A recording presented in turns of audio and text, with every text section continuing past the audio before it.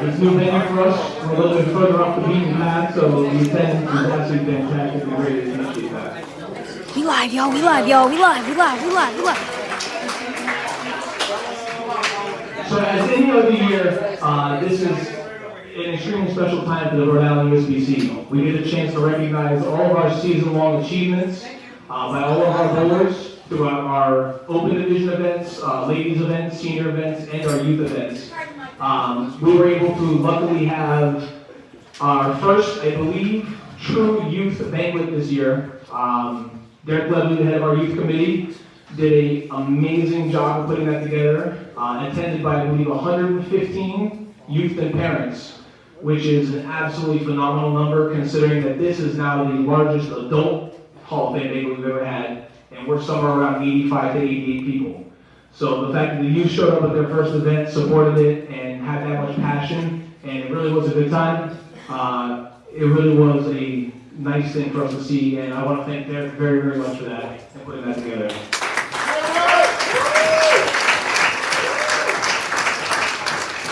So to double down on that, I'm going to wait until he enters the room because he's walking in right now. And he has no idea this is going to happen, so I'm hoping I get him good with this one.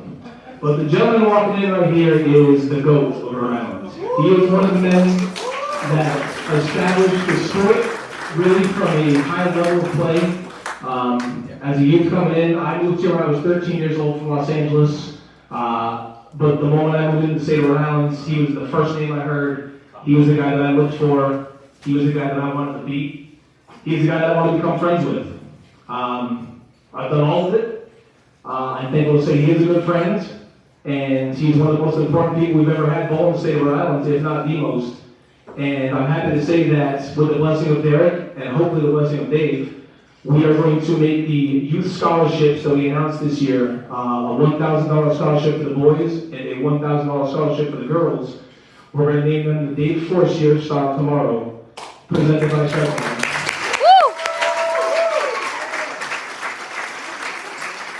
Thank you very much for everything you've done, everything you will do for us, kicking around to Dick Baker at the Hall of Fame for football. But we love you, brother. Thank you so much for everything.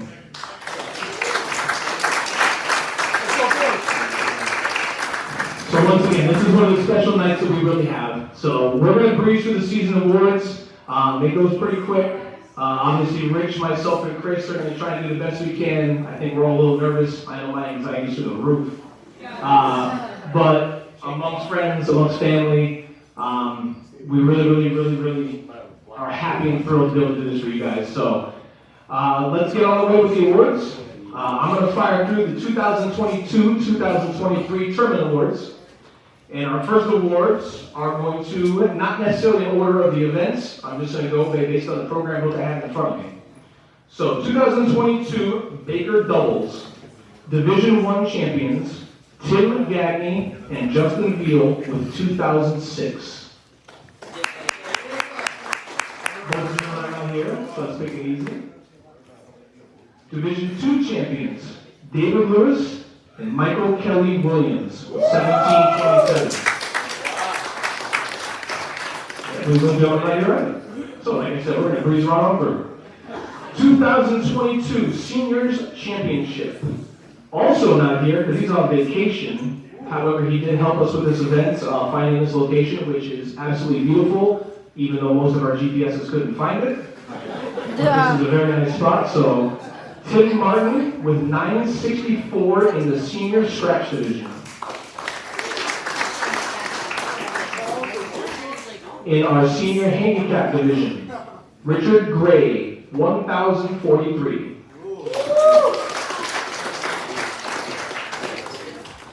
All right, this guy's here. Super Senior Division Scratch and Super Senior Division Handicap, Robert Tope, 1,052. I can't really get over here, y'all. I'm gonna just stay right here. I bet. He gets his little picture Yes, taken. so you guys get your awards if you were willing. We have a backdrop here now Hey guys. that James will take a very lovely professional photo of you in front of. And then we'll be posting these on the association Facebook page, and we can get them to you separately if you would like. Yo, y'all be seeing me practice at Walnut Hill. He's the owner of Walnut Hill. Walnut Hill Bowl. Shout out to Rob Toad. Y'all look at Moody. He's about to get inducted.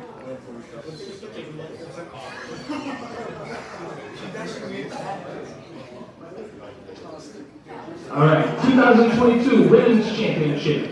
I also believe both these ladies are not here as well, unfortunately. Both ladies won 2 divisions. So our first division, 1 scratch, and Division 1 handicap, Courtney Parento. Courtney bowled 927 scratch and 975 in the handicap. These are 4 gamers, so 927 scratch, 231 a game. So nice clip. In Division 2 scratch and Division 2 handicap, Women's Championship, Megan Fair. 774 and 1026.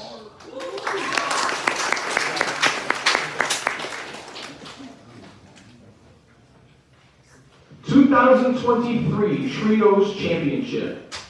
Probably one of the hottest bowlers in New England, and I don't mean his looks, although he is a very good-looking young man. But our singles scratch and singles handicap winner were both won by the 3rd best Hagemoser, Colby Hagemoser, with 826 scratch and 841 handicap.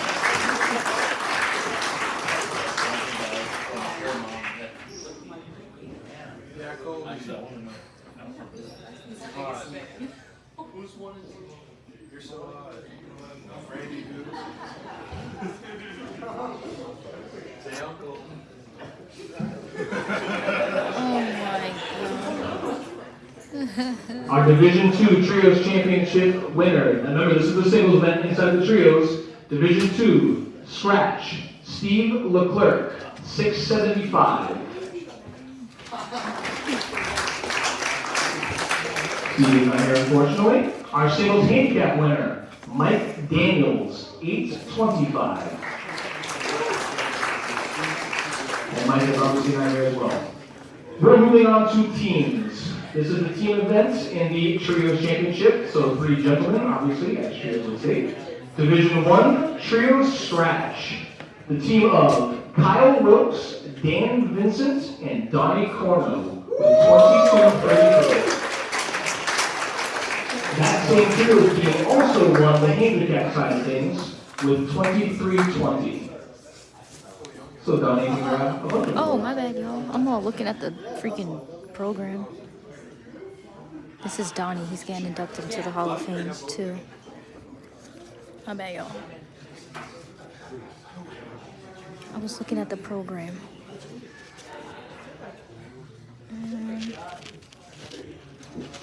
They're doing awards right now. They're flying through awards, and then they're getting right into the induction. Peggy Francois, Megan Farron, and Josh Engelhart with 1927. And we have no one from their team here, unfortunately. We'll move on to the Trios Handicap Division 2.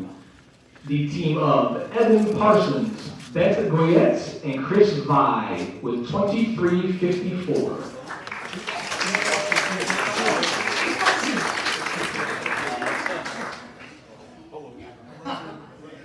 Shout out to you. Your sponsor.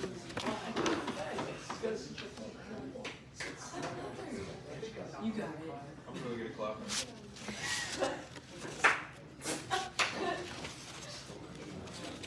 Then I got the glasses.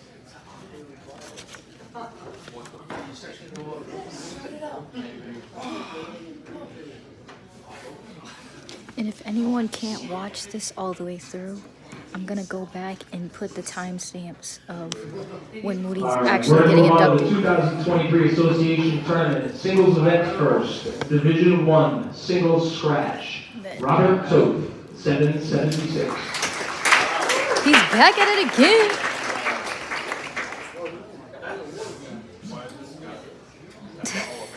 He did not put the guns out. So we have And a lot of people aren't here either, so they're kind of flying through. But I'm gonna timestamp it so y'all can, if you have to get out the live and can't watch Moody right now, I'll have a timestamp so you can watch him. Singles Division 1 handicap. Julian Horan, 835. Julian is not with us tonight. Division 2 singles scratch. Gus Pajero, 651. Unfortunately, Gus is also not with us tonight. Singles handicap. Mike Daniels, 829. And Mike is not with us tonight. So doubles. In the association tournament, Division 1, doubles scratch. Ryan Caradillo, I'm not 100% sure. Caradillo and Nick Kordakowski, 15-20.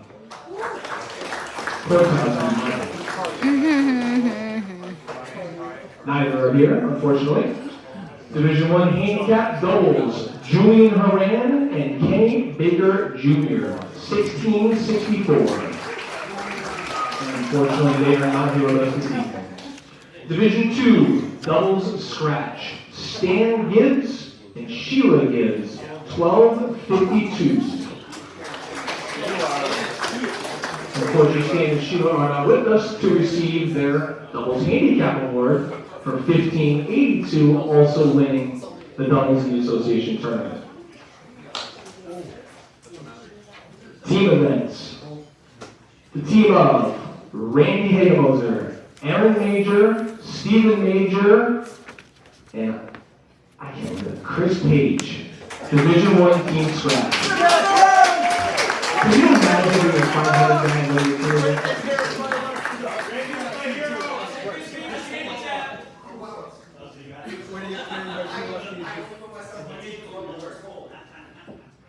That is a good move. So you guys know, Moody actually coached them when they were younger. They were in our junior league, Providence Senate. Both of them actually, so it's kind of cool. Moody coached a lot of kids in Rhode Island, y'all. All the kids who are good, adults who are good, man. Moody coached them at something. It's crazy.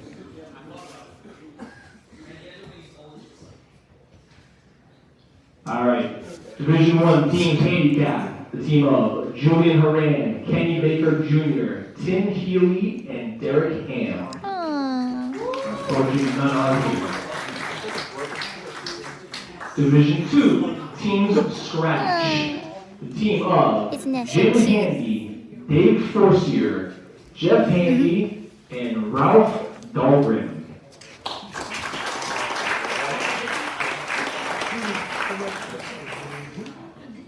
I know Jim and Jeff are not here, Ralph and Dave are. What's so funny?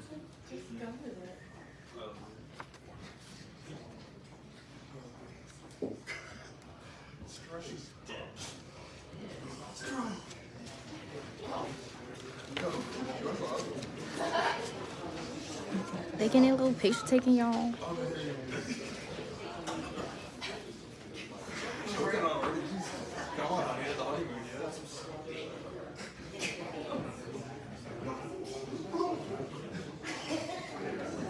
All right, Division 2 team handicap, Old Mountain's finest. Sean Sullivan, Karen Kempenar, Melissa Burns, and Paul Adeon. Aww.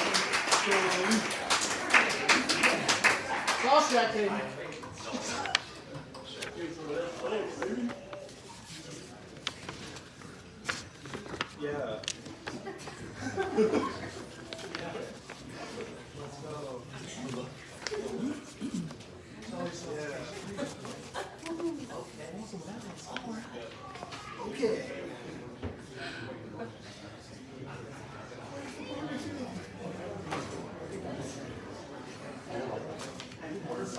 All right, moving on to our final event in the 2023 Association Tournament, the All Events. All Events Scratch with 2345. That is a monstrous number. Aaron Major. Aaron is unfortunately not with us. I might have him working, I don't know. Same with the next guy, our all-events handicap champion with 24-34, Stephen Major. What's the score? Division 2 all-events scratch with 18-25, Paul Ottaviani.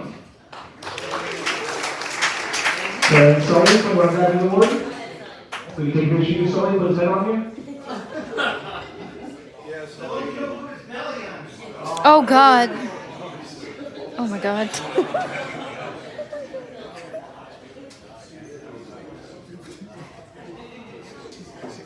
And our Division 2 all-events handicap champion, Michael Daniels with 23-52. And obviously, Michael's not here, unfortunately. I am going to now bring up Mr. Richard Getz, which is going to bring us on through our season end awards, along with his bowler rankings and our Masters champions from the past years. All right, y'all. A couple more awards, then we're on to inductions.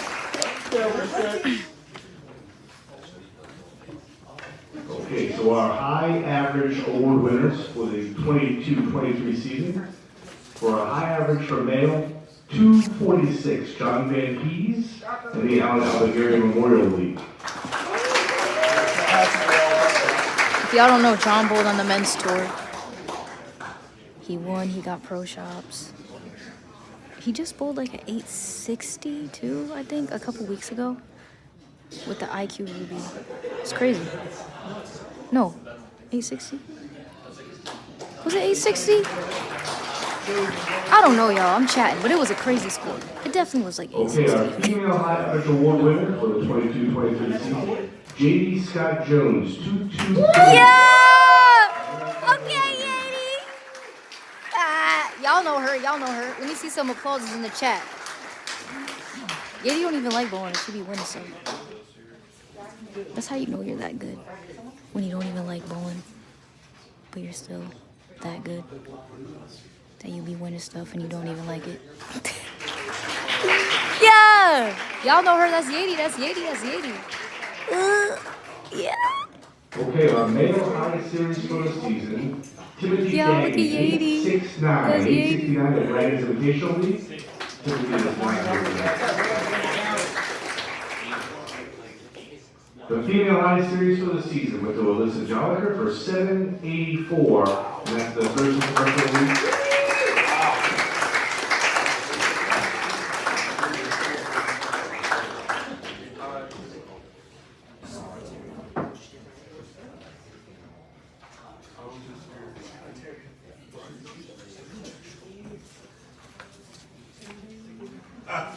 I heard it. Yo, what am I doing? I'm on the wrong page. Right there.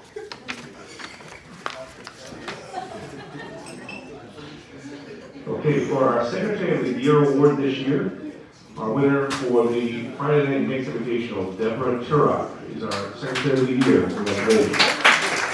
Is she here? She is not here either.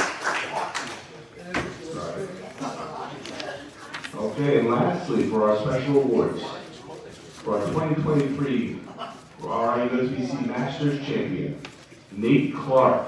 Y'all know Nate. He be in the your favorite two-hander. He be in the on my YouTube videos with me. They be showing y'all the two-handed version of the balls going down the lane. Look at him.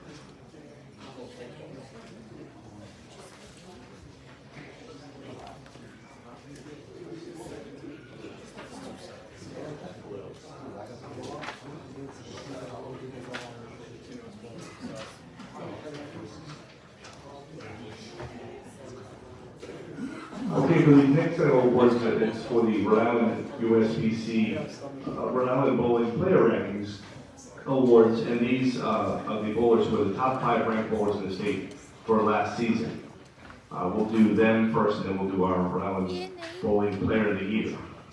So last year's all-state team, You won the Masters this year. in the order that they were ranked: Randy Hagmoser, Tim Gagne, Dan Vincent, and Robert Toth, who will come to the podium.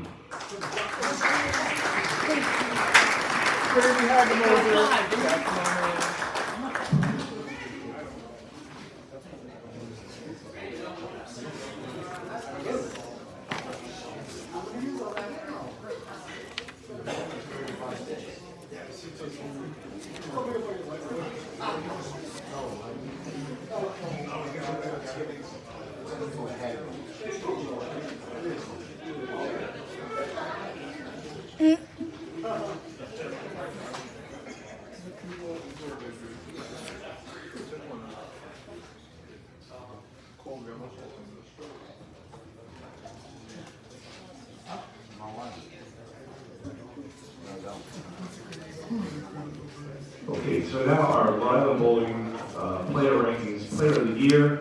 For this current year, our player of the year was Jalen Scott Jones. Woo! Y'all know him. Y'all know him. Nene. Y'all, Yeti got an award today, and Nene got an Player of the award. year as well was John Van East, 21-22. They're trying to come up as well. We're up, everybody.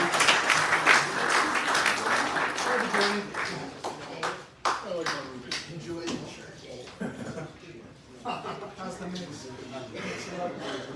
Let's go, Mr. President.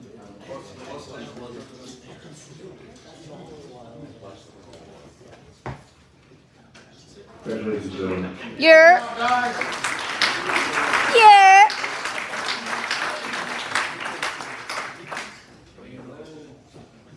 Now I'm going to have John come up as he's going to continue with the program. Thank you very much. Thank you, Rich. All right, I believe that does all the awards that we have to hand out for everyone here. So we are going to begin the highlight of the show, the Hall of Fame inductions. To be a Hall of Famer, it's an extremely exciting thing to find out that you're going to be in the Hall of Fame. I found out in 2012 alongside Dave Force here. Blew me away. I was a young guy, never thought it would happen. Sitting there next to Dave, who was obviously the GOAT of our state. Like I said before, somebody we looked up to so much, and for them to put me in there at the same time with him was life-changing, really, to an extent, because it put a lot of value to it. So, going forward, Rich and I and Chris, we really focused hard on making sure that when you get put in the Hall of Fame, when we talk about you in the Hall of Fame, that this is extremely important to you, that no matter what happens, you have to be here for this event. You don't want to skip it, you want it to matter, you see your family, your friends, and I think this year shows that. Obviously, we have 2 years less of awards to hand out this year, and yet our attendance in the Hall of Fame dinner is bigger than last year's. And that goes a long way with who we're putting in the Hall of Fame. This is arguably one of our best classes, not our best class. We have tremendous bowlers. We had a pioneering coach. He's going to set the benchmark for all coaches to be recognized. I'm not sure if Marty's any good at basketball. Guy can't bowl for squat. But man, he can coach. And he is one of the most important men in our state. We're insanely honored for him to be in the Hall of Fame this year. Thank you guys for joining, having such a large turnout. Obviously, Marty's presence here is shown. Greg, Scott, Donnie. I mean, I'm just so happy for you guys to be able to share in this moment with us and be part of our club. You're forever good now. You're forever part of our family. We love you guys, and we hope this is your most special night you've ever had. So, without further ado, I'm going to bring up our first inductee, and that will be Mr. Donnie Cornell.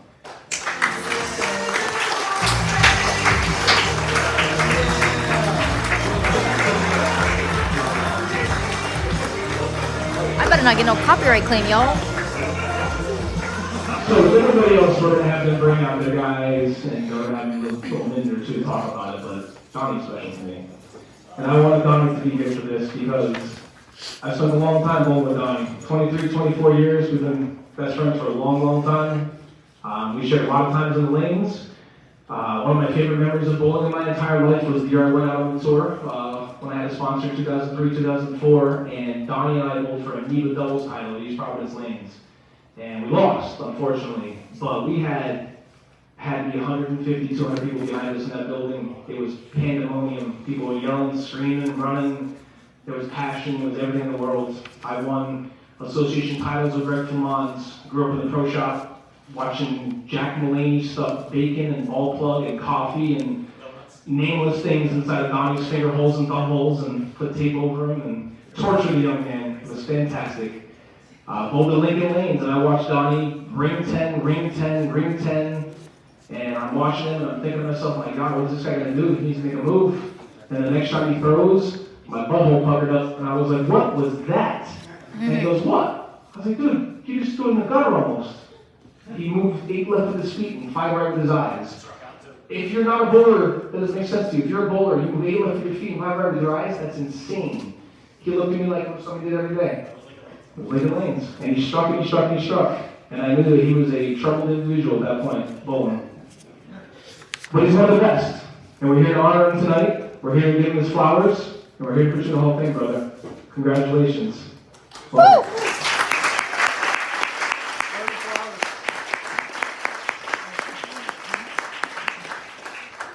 thank you.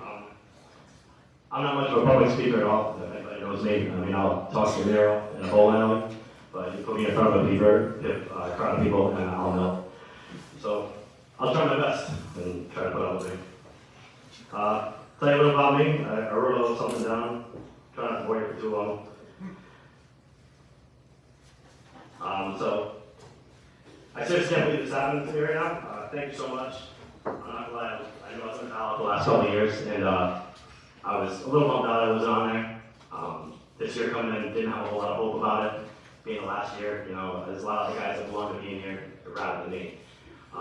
So getting caught off guard was pretty awesome. And then also the people I found out we getting in with, or I have a personal connection with a lot of people. Let me just start off. Marty, I've known you since I was 18, 19, same thing, started bowling East Providence. You were down there with Tony and Q and Jalen. You guys are all y'all, Jazzy. Y'all all little kids just bowling next to me. And never knew what was going to come in front of me, you know, what you guys have become. But yeah, so we started there. I started off in Lincoln Lanes though. That's kind of where it all started. Gentleman named Jason DeSanto, he actually helped Mike over at East Providence Lanes. I went to school with him, and he got me into bowling at Lincoln Lanes when I was about 18 years old. I had picked up a ball when I was about 8, but I spent a lot of my life moving from Rhode Island to Arizona, so it made it tough to settle and actually get good at the game. But when we came back to Central Falls, I settled in there, went to high school, met Jason. He asked me to bowl on his team, somebody got hurt, so I joined the Lincoln Lanes junior program. And I wasn't great at it. I mean, I was 160, I was okay. But I liked it, so I continued. Both summer, averaged like 195. Following year, I ran into a gentleman named Chris Monterey. He was one of the first good coaches that I felt like we had over at Lincoln Lanes, and he took me under his wing. Hard guy, but got me in the right direction. I was averaging like 216 by the end of that year. And then Lincoln Lanes ended up closing down after that. I got kicked out of the junior program for subbing over in East Providence Lanes in the summer league. No clue I was getting kicked out and shot 770 against one of the better guys in the league. And guy that ran the junior program in East Providence had to beat her that night. Didn't say a thing to me until I tried to show up to juniors the following year, and they said, yeah, you either quit for a year and take a suspension, or you go adult. So obviously the decision was to go adult. That was great, great idea. Ended up over at Jack's Pro Shop in East Providence. God rest his soul, I don't know if anybody knows, but Jack did pass away. This was in his last year. He was a big pain in the ass, I'm not gonna lie, pardon my French, but he was good. He was good at what he did. He cared about everybody in the shop, took good care of us, and God's where we need to be. After being there a little bit, that's when I met this knucklehead over here. Did a lot of stupid stuff with him growing up. A lot of things happened in that pro shop in East Providence when we were a kid that we probably could never talk about. But yeah, a lot of fun stuff growing up. But yeah, because of him, you know, he's another one I got inside of, and you know, if I didn't have John, I would have never gotten into the pro shop, working in the pro shop, doing everything I had, you know, learning the game as best I could and had the best help possible. Also Alex, obviously, he owns the pro shop now with them, and he's been a tremendous help as well. Let me get in here. Sorry, I kind of got off track where I was at. So anyways, yeah, so this is really cool to me. I'm going to kind of get off track now because I'm not really reading well for my thing anymore. And I'm going to get really nervous talking now. So, but thank you everyone for coming here. I really appreciate it. There's probably people I forgot to forget my wife. She only known me for 5 years. I've been bowling for a long time. But the 5 years that I was bowling, I bowled a lot. She put up a lot. The last 5 years, not so much. Life's changed, but hopefully we'll get back to it. But thank you everyone very much again. I appreciate it. Yeah, that's it. Nice, Tony.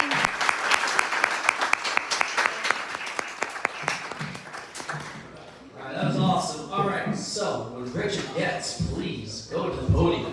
Richard gets.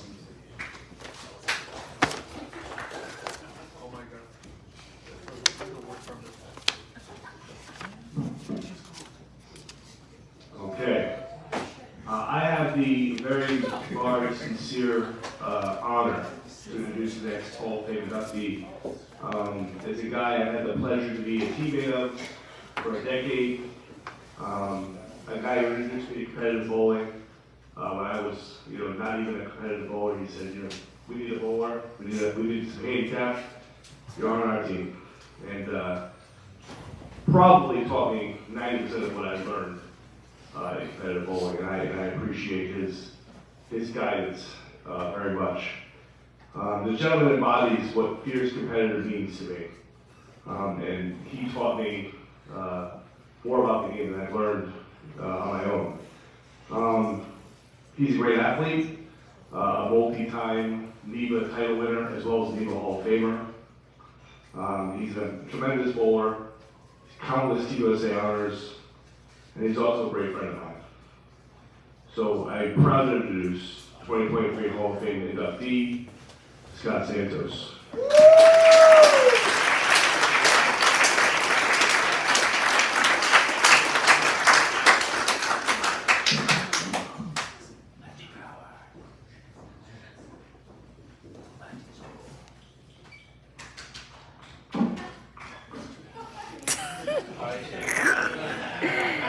Oh my god.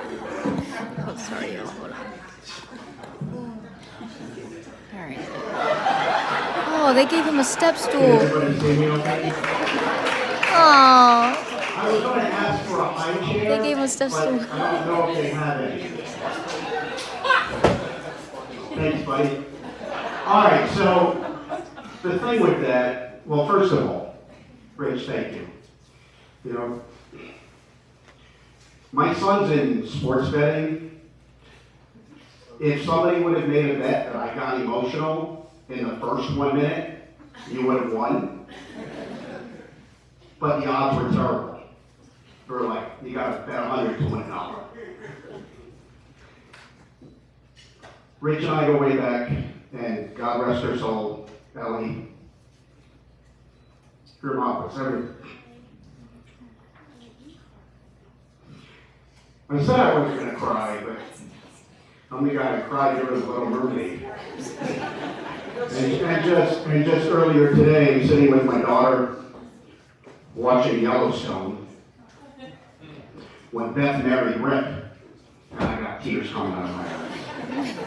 So this is going to be hard for me to get through. I didn't write anything down, contemplated for weeks whether or not I really wanted to go from a script.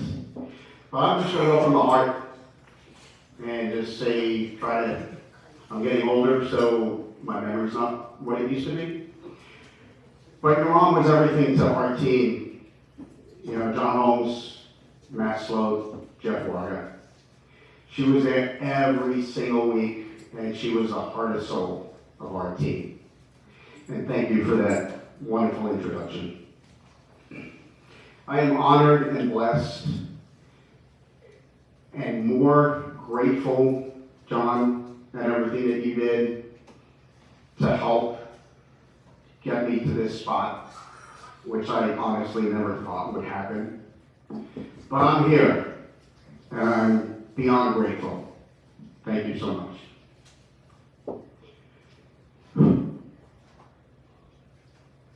So the thing with the chair, I got off script. We were at a regional up in North Adams. Kelly was there, John Wilbur. There must have been about 15 of us, John. I was running late as usual. Had to get ready to look good, to go out for dinner with everybody. I was the last one there. Everybody was sitting down waiting for me. I walk up to the table, there's no chair. There was a high chair. Because I was the smallest one, I needed to see over the table. So they put a high chair. I think it was Kelly's doing that actually did that. So what did I do? I sat in that high chair all during dinner, did not get up. That was one of the best dinners we ever had. We never laughed so much. That was awesome. Kelly, thank you for just the wonderful memories. It's been a long time. I moved to Rhode Island when I graduated in 1981. My first league I bowled at Langs. Went to Cranston Bowl, moved to Woonsocket, started bowling at Walnut Hill. Bowled in Warwick for a few years before that place closed down. A lot of memories, a lot of great memories. To be enshrined with the names that are on these plaques is absolutely unfathomable that my name will be up there forever. My grandkids can go to the bowling center, look at the plaque and say, hey, that's Granddad. Bring their kids when they're old enough, that plaque will still be there. I won't be, but the name will live on, hopefully, with all good things. Whenever I used to go into a new bowling center, I used to check out all the standing sheets that are up on the wall, and I wanted to know what people were averaging in the bowling center, how good the place was. But I would look at the plaques that were on the wall, and I would look at the names. Dating back to the 1940s and 50s. That's what I envisioned, that's what I hoped, that's what I wanted for myself. I never thought that I would get there, and I never frankly even thought that I was a really good bowler. I grew up in Fall River, man, I didn't have any talent. What did I do? I played baseball, but I was like a second stringer. I couldn't play basketball because I was only like 4'2". But when I started bowling at 8 years old, 52 years ago, my parents were bowlers. My dad and my mom were pretty good. My mom taught Wayne Webb in the junior leagues over at Somerset, Holiday Lanes. And I loved it. Man, the first time I picked up a bowling ball, it's the passion, just to excel and to do well. Over the years when I was younger, as Rich said, the fire and the compassion for the sport, sometimes it didn't do me so well. And it showed on the lanes. Man, Dave will tell you, sometimes I didn't have a really good attitude. And I was known as a pencil breaker. When I would get mad, those poor lead pencils, I'd probably go through maybe a box and a half a year. But over the course of time, as I've gotten older, and I had a conversation with Melanie and John when they told me that we're at Disney's Hollywood Studios when he let me know, which I do work at Disney World, and I did move up here from Florida, and it's a great place, but not to get off track. The old saying is, if I knew then what I know now. And I really wish I could go back in time and change a lot of things. Change the way I acted. You know, you punch the ball return, you punch the pedal score. That was pretty childish, but the fire and the competitiveness inside, I wasn't mad at the lanes. I wasn't mad that I left 7 pins that game. I was mad at myself because I didn't do as well as I had hoped or expected myself to do. But by the same token, that hurt me with the bad attitudes on occasions. I have accolades, more than some, not as many as some others. But I wish I had that one person where I could have leaned on through the years and had conversations with. John tried to help me in my 30s, late 30s, early 40s. And we used to talk. Yeah, it cost me a couple of contracts, potentially, with some ball companies. And, that's not the kind of person that they wanted representing the company. But I wish I had that one person that I could have relied on and say, hey, look, you got to take the good with the bad. It's all not going to be roses all the time. But when you do bowl bad, take it as a learning experience. Learn from it. Because we're not all going to bowl good on every single condition or every single pattern that we hit. But when you don't, learn from it. Learn what the ball's doing and what the reactions are. If I would have had that when I was younger and had somebody, get in my face and set me straight, maybe I would have won more. But I know I would have been a better person back then. For all the time and not just some of the time. So if you ever find yourself in that spot where you kind of get mad because your fire and your desire is kind of getting the best of you, just take a step backwards and just look at the situation and learn from it. Don't do what I did. And other people, we all see those people in league and in tournaments, and you look and you say, man, what an asshole. Sorry, kids. But you've heard that word before, right?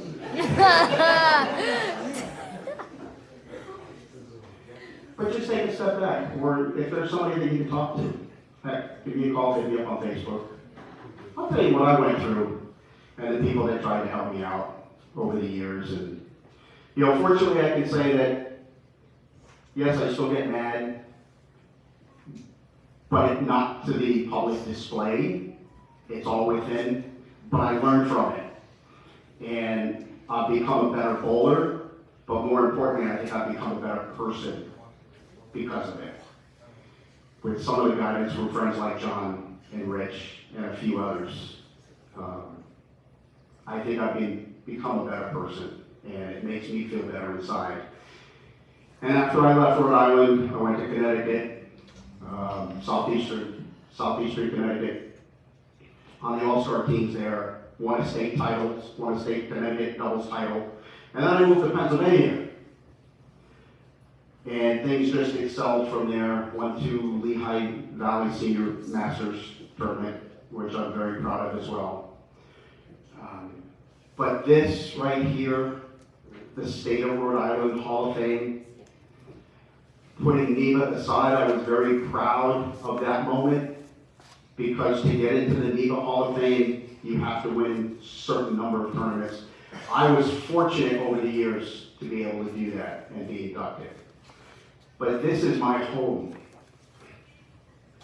This is where my roots began. To be enshrined with all of those people that are on that plaque, the 3 other people that will join that plaque along with me, this is where it belongs. Rhode Island is the smallest state in the Union, but man, we got some of the biggest and best bowlers in the world. And God bless everybody, because Rhode Island deserves to be on that map with the best bowlers in the world. And I thank you so much. And I'm not going to keep going on, but thank you all. I appreciate it. The gratitude is overwhelming, and the gratitude is infinite. Thank you.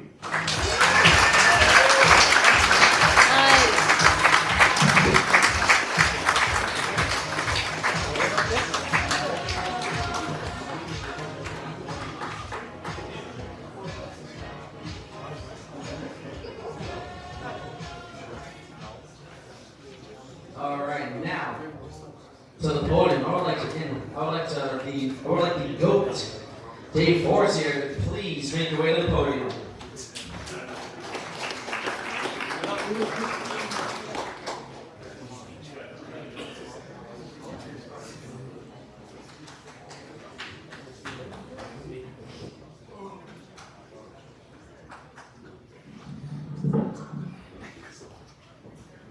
The next person we're going to induct into the Hall of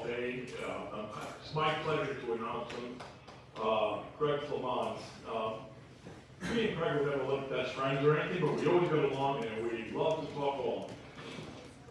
First time I got close with Greg, we went to a regional back, probably 35, 40 years ago. Hey Dave, can I come to the regional with you this weekend? Sure. I'll drive, he's driving. By the time we got to the regional, it was probably like Troy, New York or something like that. It was upstate Albany. We had 1 gear left in this car. An hour to an hour, I'll never forget it. We tried to drive him home. What was it? It was red. Yeah, red, sorry. I was close. That was all right. By the time we tried to go home, didn't work out. His poor dad had to drive all the way. We were probably going 20 miles up to Albany. Father had to come up and get us, get the car towed home. It was a mess, but we had a good time. Other than that, Greg is one of those, he embodies bowling the way I like bowling, the way I love bowling. In 2011-12 season, he was going for bowl of the year. And with a bad knee, he would bowl every squad if he had to make the cup so he could win bowl of the year that year. And he did it. It was one of the greatest accomplishments I've ever seen anybody do. And his knees probably never been the same since then. But he gave it up for his goal, that one goal in life. And he loves bowling. What you ask for. So Greg, I'm proud to announce you as our next Hall of Fame.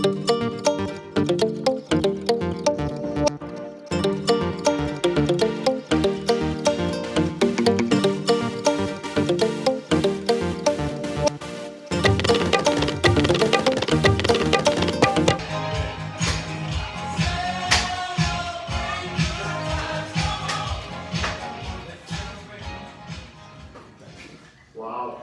Can everybody hear me? Yeah. Dave was right. In fact, I was going to mention that tournament. I asked Dave to go to the regional tournament. That time was the first regional that I had bowled. And that's all true. We drove up there. It was at Clifton Park, I believe. I got one of those memories that everything sticks. And my car broke down. They only had first gear, and I was trying to make it home in first gear, which didn't last very long. Oh, wow.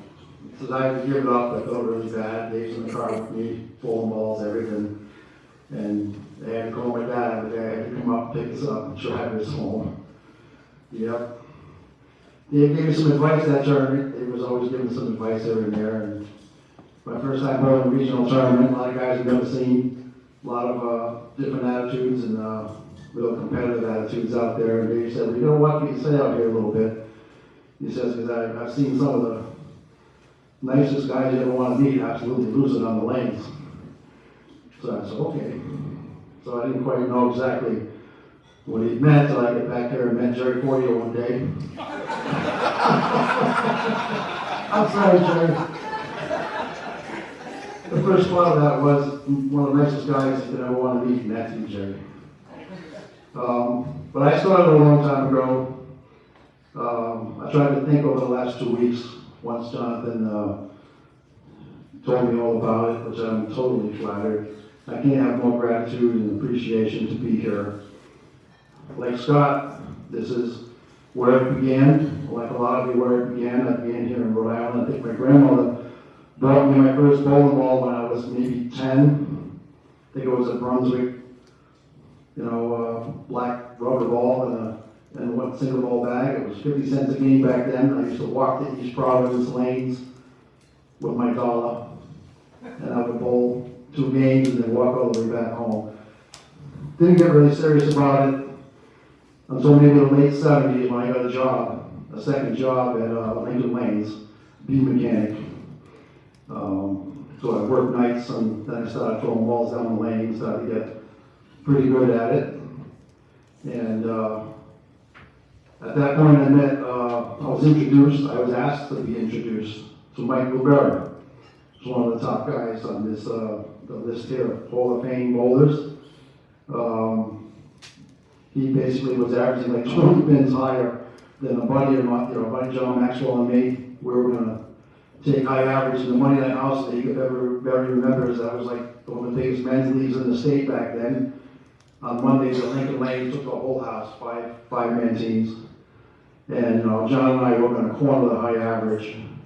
And every week that we go back and look at our average, there was some guy, you know, I hate to say it, but we were like, there was some old guy, 20 pins ahead of us, that we couldn't figure out who he was. And it was Michael Berry. He hadn't bowled in like 5 years. And so we didn't know who he was, but I got asked to be introduced to him, and he began to teach me how to read the lanes, how to play every ball in the lane, which was different back then because not many people in the area in Rhode Island played every board. Everybody stuck to where it was, and that was it. But Mike started teaching me where to play everywhere around the lane. He basically taught me all about reading the lanes. It was everything back then. And he successfully got me thrown out of the ABT and thrown out of the IBA. I never got a chance to bowl the IBA. And from then on, he took me to a NEBA. Before he took me to a NEBA, he took me out to buy my first urethane ball, or as he would say, urethane. That's how he used to say it. And I was throwing an LT48 back then in a white dot. That was my arsenal. I know today everybody has a gigantic arsenal, but my arsenal back then was a green white dot and a rubber LT48. So one day he put me in the car and said, "You gotta buy a urethane ball." So he drove me to Cranston Bowl, and I met David Bake, who's back there, another man on the list. And he drove my first urethane ball. It was an Edge 2. So that was my big arsenal stuff in the bowl tournaments. So I had a lot of fun back then. I had a lot of people that helped me. Between Michael, David, a lot of people back in the day, I turned to Jack Mullaney. If everybody remembers Jack Mullaney, he was drawing my balls for a while. And did a lot of bowling back then with Scott. And I wanted to ask Scott, I know we're making a joke about you being short and stuff, but I have to still ask you because I haven't seen you throw a ball in a while. Can you still make that big leg kick when you strike? I do still do the karate kick. That's what I figured. I don't know if anybody's ever seen that, but you know, even with the last couple of times I played with Scott out in the ABC, so Reno, I think it was. I just couldn't forget it all. You know, I know we're all older and everything, but Scott's still jumping right off the lanes with that leg kick when he strikes. It's pretty interesting. So after that, I met my wife. I met my wife in the bowling center. I wonder how many people here met their wife in the bowling center or their sibling or whatever, because that's what happened to me. Got my wife Mandy right over there, and she's been putting up with me throwing balls for over 30 years. Throwing balls everywhere. And she's still with me, if you can believe me that. So we had my daughter Rachel, and I was out of the game for a little bit. And then I came back, and I was looking for some bowling balls to get back in the game. And crosswalked in the pro shop with Jonathan over here. I asked him about bowling back in Eagles, this and that, and quickly he put some bowling balls together and said, "This is what I think this is what I think is going to work for you." And off I went to New Bedford Lanes, and I shot 300 the first game, and I won that tournament with the ball John drilled. And that whole season, from tournament to tournament, every time I finished the tournament, I would think about what I had to do the next tournament. You know, what was the pattern, what was the lanes. Jonathan was talking to me all about the different surfaces, and I had never known that before. I was just, based on what Mike told me, I moved based on where the oil was. But Jonathan started teaching me all about all the lanes had different surfaces, different durometers, different lane patterns, all new stuff to me. But he stuck with me, and he basically drove all the stuff that I needed throughout that whole season. And I ended up winning Bowler of the Year, a lot due to John. I really thank John for that. There was many people that year I needed to thank for that. There was people that gave me time off from work, because I work Sundays. So I had some people that had swapped with me all the time just so I could bowl. Yeah. You have to mention that, don't you? Jonathan was right on my butt that whole year. And I gotta admit, the guys got a lot of class, everybody knows that. And I still remember, since I have such a memory, that the very last tournament in Brockton, which was a place that I never bowled that good, it was for some reason in Brockton, I'd always bowl every single squad I could, and I'd make the cut like a pen. I think Dave mentioned that. And that's what I had to do. And Jonathan was right behind me. I knew I had to win my first match to basically eliminate John as far as points wise, because he was probably going so good that he's just going to run me over. And I won that first match, but what I remember about that first match is I threw a first strike in the 10th after throwing 3, so it was 4 in a row. So when I threw that strike, I turned around, and there was John right behind me on the lanes, putting his hands up in the air, clapping. Nice job. So that's what I mean by these guys got a lot of class. I mean, he wasn't, talking about hoping I didn't get it or anything like that. Even though that eliminated him, he was standing right behind me with his hands up in the air, clapping, saying, nice job. Thanks, John. So from then on, I've had some pretty good success over there. I have no complaints at all. I've met so many people bowling. And as far as being inducted today in the Hall of Fame and Rhode Island is very big for me, because this is where it all started. Back in the day with Michael Barr, many people that I see in this room, many people that are not here anymore, and many people that are still out there. I absolutely had a blast. I have nothing but gratitude and appreciation for being inducted here in the Hall of Fame, and I can't thank everybody enough. Thank you so much, everybody.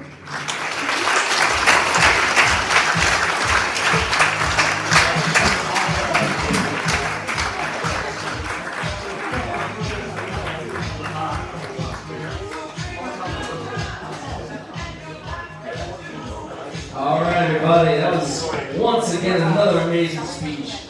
I know we're like Jalen Scott Jones. Woo! Please come to the podium. Here we go, y'all. Here we go, y'all. Here we go, y'all. Here we go, y'all. Here we go, y'all. Look at Moody.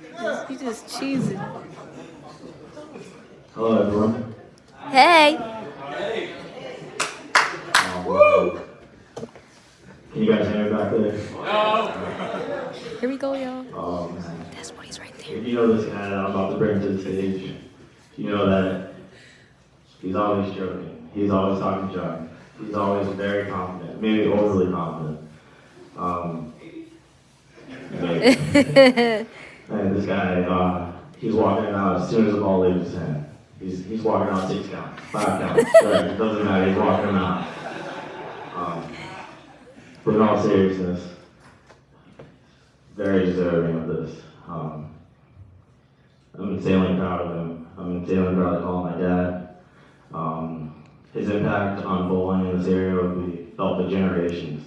I mean, already you can see, in his youth league, there's the kids that he started coaching are bringing in kids, and it's just great to see him. And you can find him in the bowling center any night of the week, coaching, giving lessons. He'll teach anyone who's willing to learn. His passion for the sport is just contagious. He loves what he does, and everyone around him just seems to enjoy it too. If you know him from basketball, he's the same way on the court, talking junk, having fun, and you shouldn't pass him the ball. He doesn't play defense, but he'll be in the right spot to get the ball from the wrong team. It's amazing. His IQ is insane. But just to touch on his resume a little bit, I mean, this guy, he's coached countless collegiate All-Americans, just collegiate bowlers, national champions, even world champions.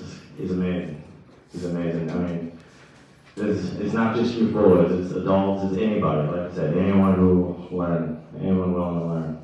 Sorry, guys, not very good at it, but. You got this. Come on. But like I said, there's just no one more deserving than this guy here.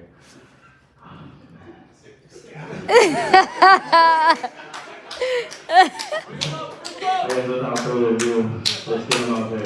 Yeah, Moody! Oh, Moody! Oh. Yeah! Yeah! Oh. Oh.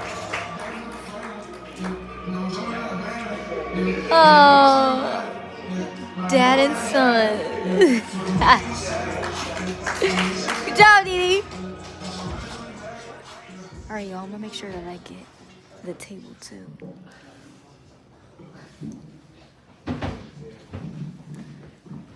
Thanks, Kyle.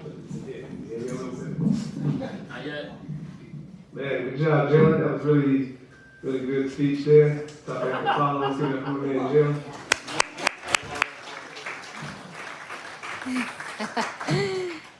Appreciate all the kind words. And Jalen's actually, if you don't know, he's the GOAT for our Promise in the Junior program. And in the 24 years we've been in existence, he's been probably the most dominant player we ever had over the years. So let's give it up for the GOAT.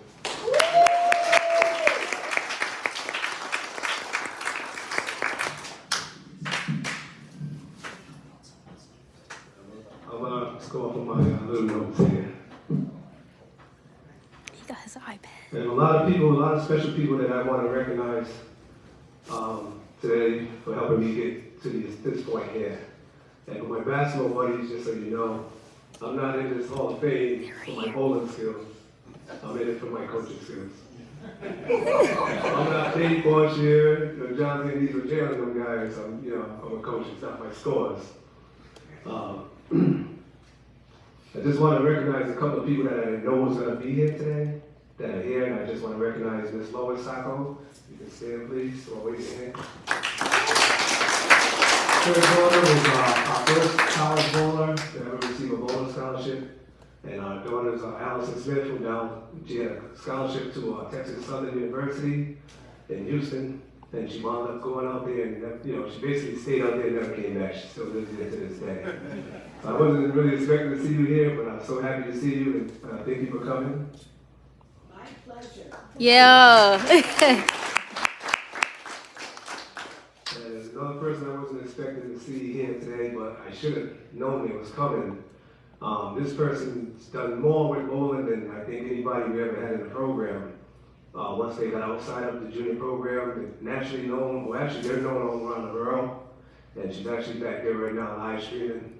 Oh God. Gigi. Hey, hi.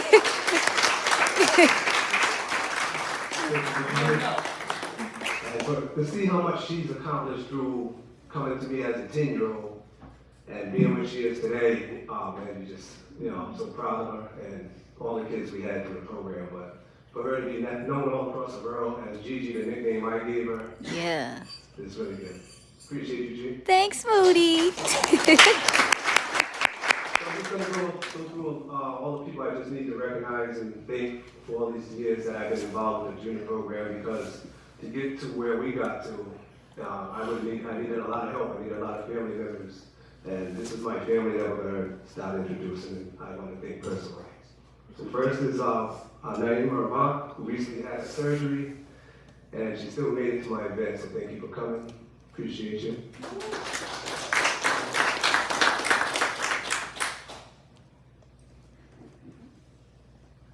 I'm going to backtrack a little bit. How did I get started bowling? I just wanted to share this with you guys, how I got involved in bowling. When I was 9 years old, my baseball coach, right down the street from Lanes is a Little League baseball field. And my baseball coach actually had bowling league. So I was good in all kinds of sports growing up. I could play hockey, I could play everything but soccer, because I got kicked in the shins, so I didn't like soccer. Everything else I could play, scatter, I was nice. So they said, who wants to bowl? So I raised my hand, I want to bowl, I want to try it out. So I joined the league at Lanes. And this league doesn't exist no more. It was called Mercurial Warriors. I don't think anybody ever heard of that.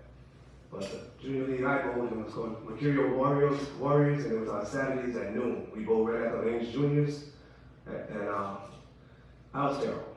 9 years old, I'm laying on the floor, throwing the ball, almost licking the floor, whatever. I just remember laying on the floor while the ball was rolling, and I was terrible. So I wound up teaching myself how to bowl, and then by the time I got to about 9th grade, so I was the third best in our league. But I had basketball buddies, not you guys, but the other buddies I grew up with. They made fun of me for bowling. Back then, bowling wasn't all that cool. And my mother really couldn't afford bowling. So I believe bowling was $3.25 for the league bowlers for our junior program, and she couldn't afford it, so I had to stop bowling. I had to make a choice, basketball or bowling. I'm at Central High School, it's time to play some basketball. So I stopped bowling for a long time. By the time I started working at the Journal, I started bowling again. I bowled in the Providence Journal League, and that's what got me back into it. And I wound up joining another league after that. And I started to notice when I was bowling, Jalen was able to imitate all the people in the league. He's like, oh, this is how cricket bowls. One of my friends you call cricket, he's sitting right over there right now. He has like a little hop after he throws the ball. Hey, look at Cricket right there. I said, oh, this dude can do some different things here. So we wound up putting him and my older son into a league.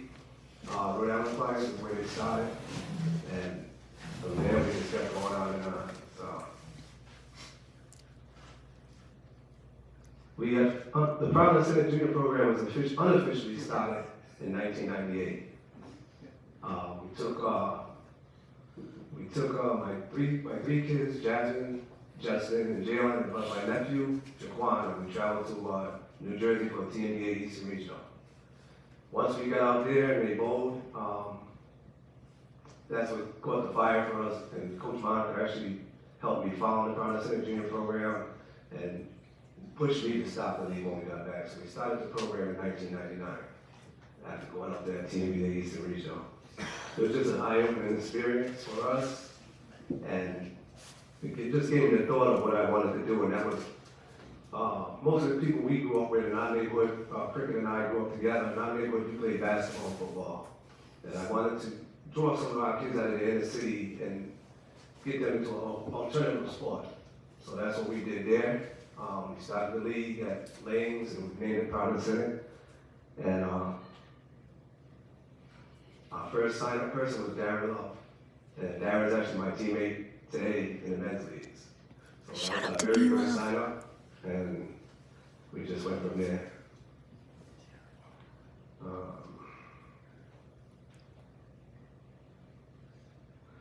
So now I just want to go, now I give you a little history of how I got started with bowling. I want to just thank some of my family members that helped me all along the way.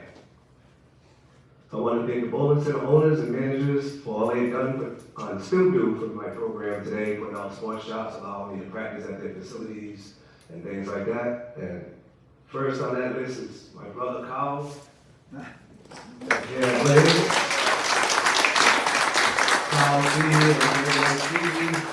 Kyle, We love you. my man Dennis is over there. These are my people right here. And Jason is thank those guys. Not here today, but also Kevin from KB. I'd like to recognize him. Of course, we have from Old Mountain, Walnut Hill, Rob. Thank you very much. He's done a lot for my older kids and Gigi and Jalen especially. I really appreciate that. East Providence, we have Mike Sedona. Mike's actually, we're practicing there right now during the season on Friday nights. Mike helps us out with that. He organized that where I can bring the kids over on Friday nights and practice there. Thank you very much on that, Mike. And not here, but at one point around the center, we moved to Cranston for 2 years. So I'd like to just recognize Rob Califano.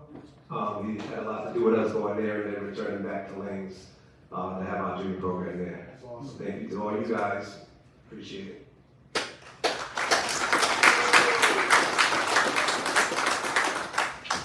Next, I'd like to, my family that runs the pro shops. We can't do nothing without the good balls, without the good fit. Right. As a coach, I learned that right away in my certifications. No matter how good I can coach, if your ball don't fit right, I can't help it. So we want to first recognize Mr. David Bate, Custom Pro Fit. I don't know how many of you realize it or know this, but when we started back in 1999, David Bate was across the street from Cranston, well, right next door to Cranston. He wasn't inside the Cranston Bowling Center. His pro shop was right next door. And let's see if Jalen remembers this or not, but when we did that 1998 experience, David Bate made the shirts we wore, the Zones and Jones shirts we had on. So we had those shirts. Thank you, Dave, for that. Also, Dave was actually doing the apparel, embroidery, and everything else at that time. We had Chris and Tim from Buddy's Pro Shop. have some kids that actually drive all the way up to Connecticut to get their balls drilled. And then once they got them drilled, after that, they didn't have to go out there that often no more. But we'd like to thank Chris and Tim. I'm going to throw another name at you, Joe from Joe's Pro Shop. We had Wayne at Bowler's Edge. I'd like to recognize these guys as well. Of course, my man Pete Bazzi, Pete's Pro Shop. May he rest in peace. And the person that actually drove one of my balls were, Des, I can't get down, I can bowl, Des.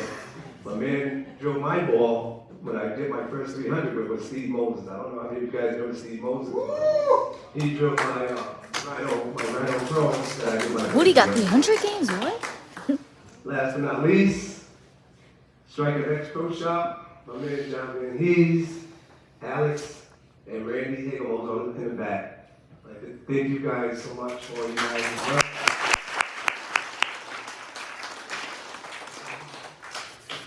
All them pro shops really take care of all the kids in our area and all the adults, so we're just happy to have all you guys in our state to help us out.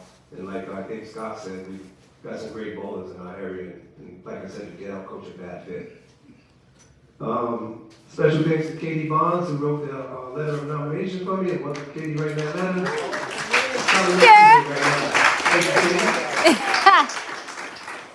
Also, thank you to the board members, my man Dave Forchier, and everybody else for voting for me.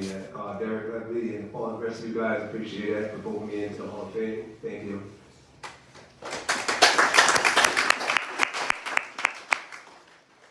So the Proud Citizen Junior program officially began in 1999, and I would say since that time, I probably serviced over 1,000 kids.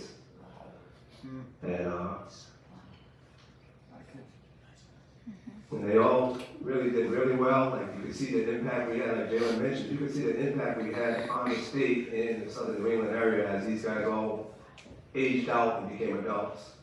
And like I said, I'm bowling with at least 3 or 4 of them twice a week. So I'm getting getting the rewards of that good coaching and all that. So my pockets are getting a little fat bowling with these guys. Just want to thank them all. If I can have all you guys, all my former players, please stand just to be recognized. Got a lot of former players, y'all. I'm gonna zoom out real quick.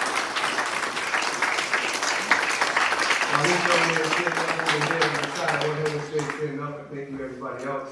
One of the things we did in the junior program was, if you was good enough, I would give you a nickname. You already know Gigi has her nickname, which was short for Got Game. This guy right here was the first one we ever had to shoot a 300 game. His nickname was Cy Young. So Chris Page. His wife recognized him to be that first person. He had a lot after that, but he was the first, baby. My mother was supposed to be here, but she kind of didn't show up. But it's all right. Then she watched. I texted her and told her Gigi's live streaming. Gigi's been taking me out of the business. My mother don't come watch me bowl no more. Even Kyle asked me, "Where's your mother been? I haven't seen your mother." I said, "Yeah, Gigi got the live stream. She stays home in her warm bed and watches the phone." I'm sorry. I went outside the cold. But if you're home, moms, thank you for everything. My mother was our first bumper coach. So I just wanted to recognize her as our first bumper coach. She was a little mean. I know JD was in the bumpers at that time, so I think she was really kind of mean, yelling at these guys.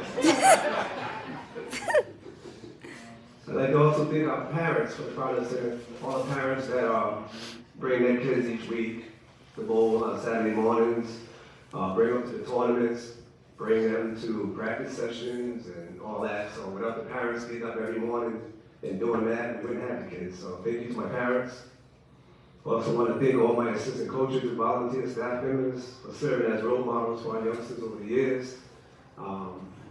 I know some of our bowlers are now back as coaches. JD's back as a coach.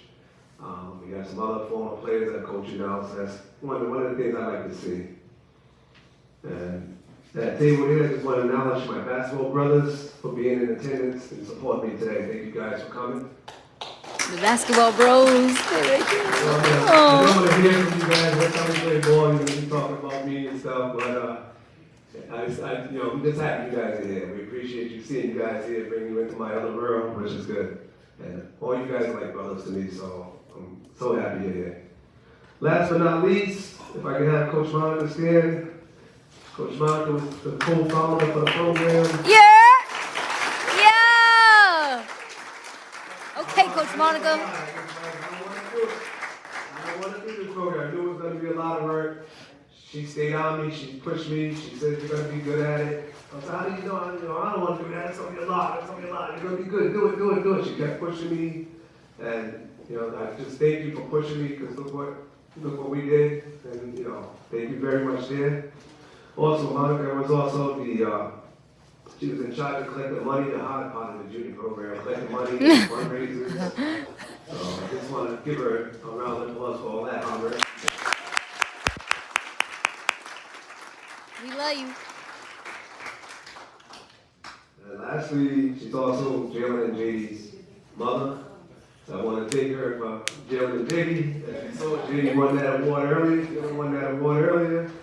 So thank you very much for those two. And I get to vote with those guys on Tuesday night. So like Jalen said, I can sit back and relax and let them guys do all the work. Thank you very much. And thank all of you guys. Thank all our Hall of Fame inductees today. I know I voted against Greg. I was just telling my basketball buddies. We voted against Greg on a Monday night league, and then I voted him again on Wednesday night to Reno Poli. And I'm telling Tony Lee, I'm like, Tony Lee, that's not the same dude. Tony said, that's the same dude. I said, no, it ain't. The dude we voted Monday was left-handed. Wednesday, the dude was right-handed. And then I'm arguing with Tony, and then I asked him, I said, can you vote Mondays? He said, yeah, I'm too good on one night, so I got to vote my other hand. So I asked him to vote my buddy. So I had never forgot that. I was telling my basketball buddy, this dude was ambidextrous. Me and Tony's arguing for like a whole game before I realized I had to ask him, did you vote against us on Monday? So Greg and Scott, guess you won't be playing no basketball with us, man. Them dudes are step on it. Them dudes are animals, man. So you might be a little too short to mess with these guys. And last but not least, Donnie, appreciate you, brother, man. I remember Jalen and I still talk about it. My older son, the bowling ball you gave my older son that, what was it called, the knockout, right? And the champ, yeah. I don't know if you remember it, but we gave Justin that ball, and he went crazy with that. So thank you very much for that as well. And that's my time. Thank you, everybody. Hope you enjoyed your night. We're going to bring it back to the president of the league, John Davis. Yeah, Moody! Yeah! We love you! Aww. I might cry.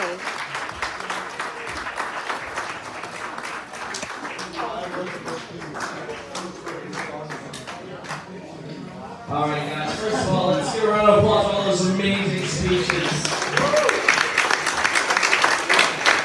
All right, now, warning on the raffle tickets. Jason Baker's walking away, but once he comes back, guys find him. He's at the table by the window. Oh, guys, I might cry. To the sweat, sorry. Oh, Miss Rhonda's here and But Teddy. Sue's gonna be over there for raffle tickets. I would like the 4 Hall of Famers that were just inducted. Congratulations, guys. So please come up, grab your plaque, and take your picture. Until then, I'm gonna play some fun music until we get to the raffles. All right, y'all. So that's pretty much gonna be the end of this. That was the induction. Let me just get Moody on here real quick before they do music and I get copyright claims. Excuse me. Let me just get the camera right here real quick. Wait, Moody, before you take a photo, say hi to your fans. Oh, what up, fans? Bye. We in the Hall of Fame, Yeah, baby. don't play with him. All right, you gotta go take photos. Bye. Thanks, Moody, for all you do for us. Yay, he did it. All right, y'all. I'm about to end it. And you guys know Coach Monica. Don't play with her. Yay! She's the one who also started Providence Senate and is why I'm here today. Right. Make sure you like, comment, subscribe, hit the bell notification so you're notified every time me, the 2Gs, make the post, all right? Dang, Yeti's too good. She got an award. Right. She don't even like bowling. Yeah. Yeah.